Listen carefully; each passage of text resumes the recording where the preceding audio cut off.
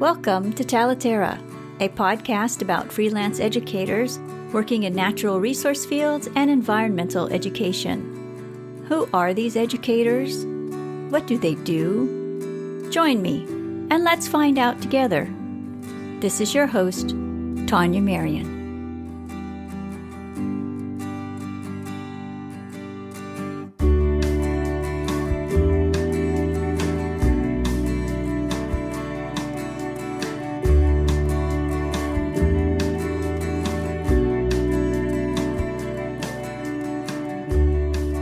Hi, it's Tania.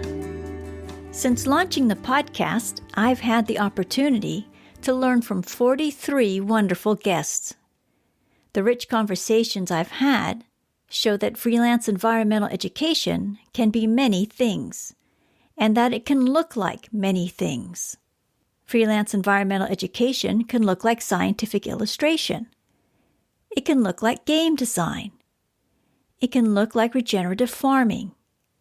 It can look like permaculture, or food system education, or an alpaca farm, and these are only a few examples. Along the way, I started asking guests questions about their childhood experiences with nature. I also started to ask guests when it was that nature became important to them. These two questions became my signature questions. In this episode, we reflect on the first question. What is your earliest memory of enjoying nature? One conversation after another, it became clear that childhood experiences in the outdoors made an impression on my guests. And it wasn't only parents that influenced my guests when they were young. Neighbors, grandparents, and other adults also made an impression. Take, for example, Kate Field, co-founder of Leap Farm, who says her grandpa's vegetable patch inspired her own interest in gardening. I don't think I have a specific memory of enjoying nature per se. I have cultivated, or had cultivated in me, I guess, a love of gardening and being outside and being amongst plants and soil. To the point when I was a small kid, I'd wake up at 6 or so in the morning and the rest of the household would be asleep, and I would get up, make myself some breakfast, and I'd go out into the garden because that's all I wanted to do on Saturdays and Sundays when I wasn't at school, was be in the garden. And that was a love that obviously filtered through my parents or my mother, and also my grandfather, who was a really pivotal role in my life. He had an amazing veggie patch, and when we'd travelled to where he lived, the first thing we'd do is rush out to the back of the veggie patch and dig up the carrots and eat them. Sometimes we'd wash the dirt off, sometimes we wouldn't. So I've always been in touch with the outdoors, even on our suburban block growing up just outside of Melbourne. Another pattern I saw emerge from my conversations with guests involved the freedom to play outside, all day and without supervision.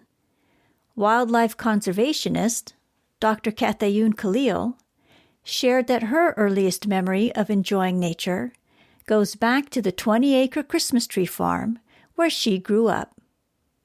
My parents would put us outside in the summer and don't come back till dinner and just explore what you want to explore. It was rarely guided. It was rarely supervised even.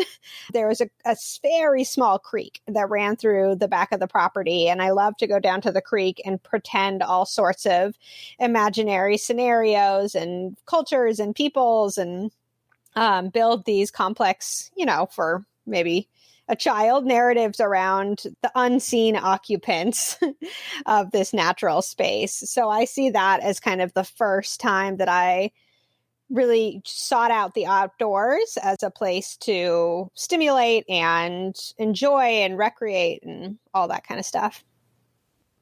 Keturah Reynolds, scientific illustrator and content developer, used to roam the desert with her brother when serving as field assistants for their dad, a geologist and paleontologist.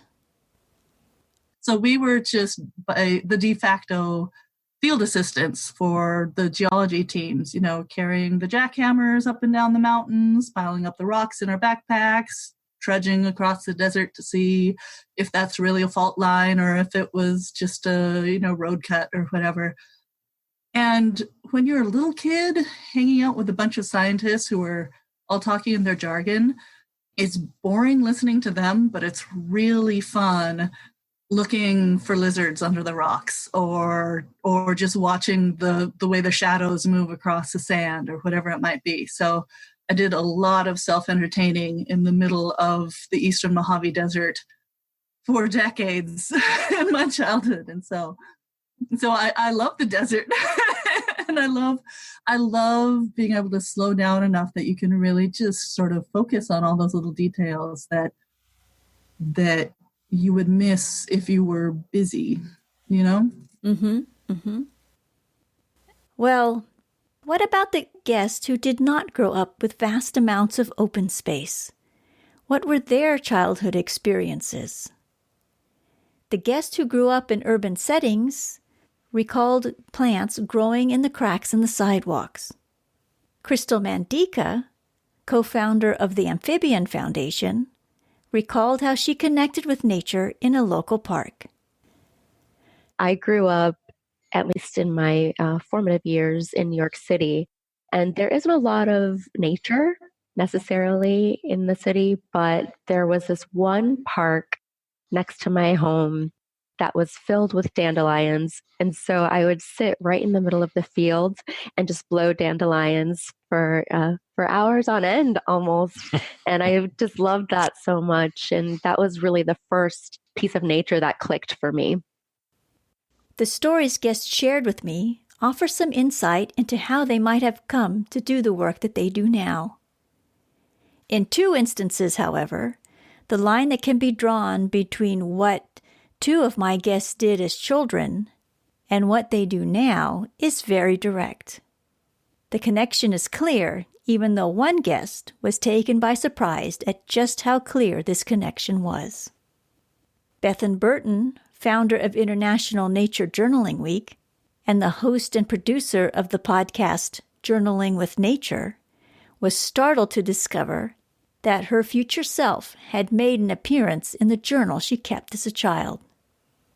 My first, in fact, this funny thing happened because I started this whole process of becoming a nature journaler and an environmental educator in this space. And my dad came to me fairly recently and he said, I found this. I was looking through some old stuff and I found this. And it was actually this paper journal, which I had been stapled at the top. And it said Bethan's Flower Notebook or something like that. And it didn't have a date on it, so I don't know how old I was, but it was very beginnings of when I was writing. And it was exactly the same as what I'm doing now. It's totally weird because it had diagrams and it had labels and it had little comments like, take a look at the stem. And then it documented the life cycle of a flower, and it said, I can't remember exactly what it said, but it was about some flowers are blue, some flowers are pink, some flowers have this or that, and but all flowers die.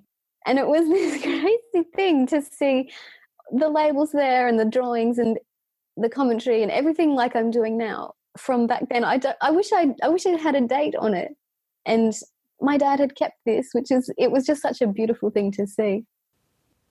The story is a little different for author, biologist, and nature journaler John Muir Laws. He can tell you exactly when his journaling career began.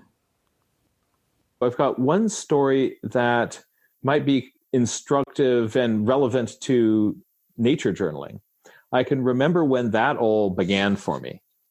It was on a botany field trip with one of my mom's dear botany friends. She was a professor of biological science and a botanist, and we would regularly go out with her and have these adventures. And on one of those, my mom noticed that a woman had joined us who had a nature journal, and she was walking from flower to flower and drawing pictures of every plant that she found, instead of making a list or just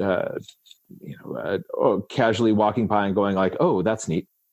My mom observed that the whole time we were there on that field trip, I was shadowing her. And wherever she would stop and sit down and draw a flower, I would plop myself down on the grass next to her and watch what she did. And then she'd pick up and move to the next place.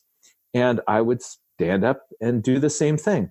And she just quietly observed. And I think that she must have gone and asked the woman, what tools are you using that really make it easy for you to do this in the field? Because the next time that we went out as a family to have an adventure in nature, she said, Jack, honey, I've got something for you here. She opened up a little box, and there was exactly the same kind of journal, the exact same kinds of pencils, erasers, and all the tools that I had seen being used. And I knew just what to do with it. And you've been journaling ever since then? Ever since. Wow.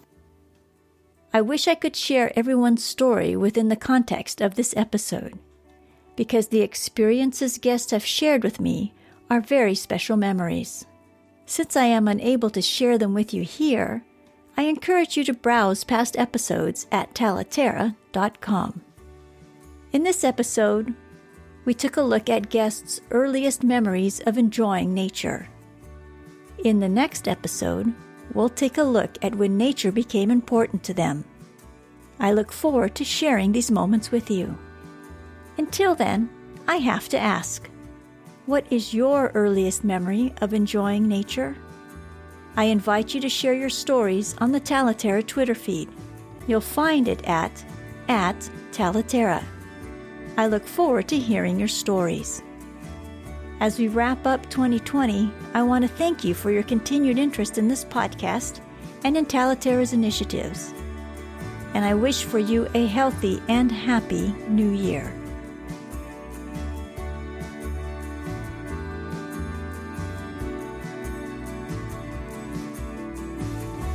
Talaterra is a podcast for and about independent educators working in natural resource fields and environmental education.